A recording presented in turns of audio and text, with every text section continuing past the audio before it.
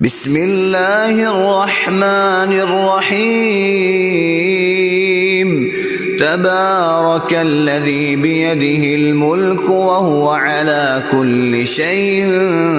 قدير الذي خلق الموت والحياة ليبلوكم أيكم أحسن عملا وهو العزيز الغفور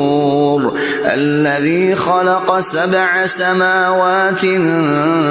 طباقا ما ترى في خلق الرحمن من تفاوت فارجع البصر هل ترى من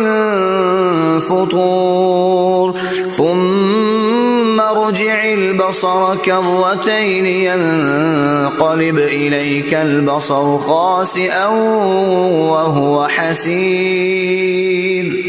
ولقد زينا السماء الدنيا بمصابيح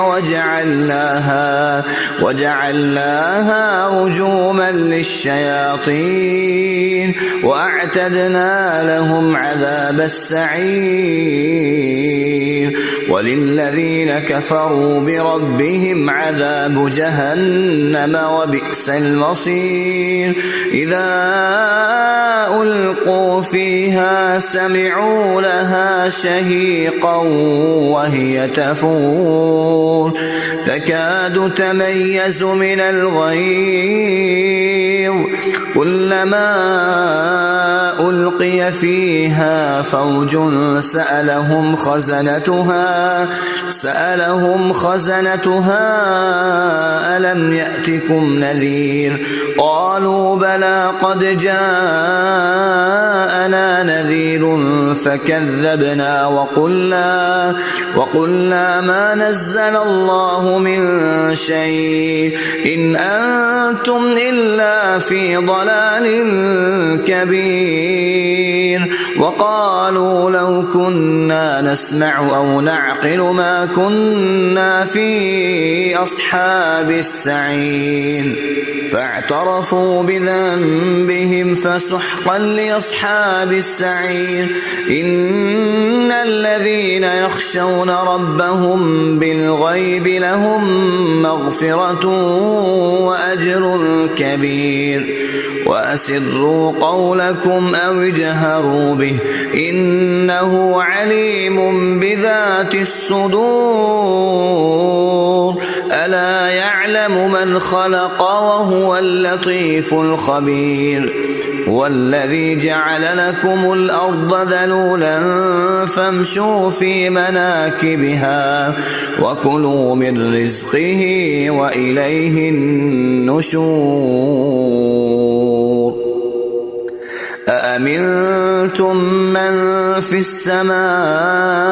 أن يخسف بكم الأرض فإذا هي تمور أم أمنتم من في السماء أن يرسل عليكم حاصبا فستعلمون كيف نذير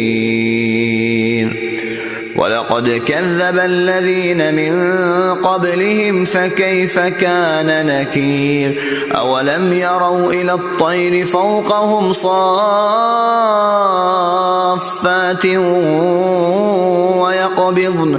ما يمسكهن إلا الرحمن إنه بكل شيء بصير أمن هذا الذي هو جند لكم ينصركم من دون الرحمن إن الكافرون إلا في غرور أمن هذا الذي يرزقكم إن أمسك رزقه بل لجوا في عتو ونفور أفمن يمشي مكبا على وجهه أهدى أمن يمشي سويا على صراط مستقيم قل هو الذي أنشأكم وجعل لكم السمع والأبصار والأفئدة قليلا ما تشكرون قل هو الذي ذرأكم في الأرض وإليه تحشرون ويقولون متى هذا الوعد إن كنتم صادقين قل إنما العلم عند الله وإنما أنا نذير مبين فلما رأوه زلفة سيئت وجوه الذين كفروا وقيل هذا الذي كنتم به تدعون قل أرأيتم إن أهلكني الله ومن معي أو رحمنا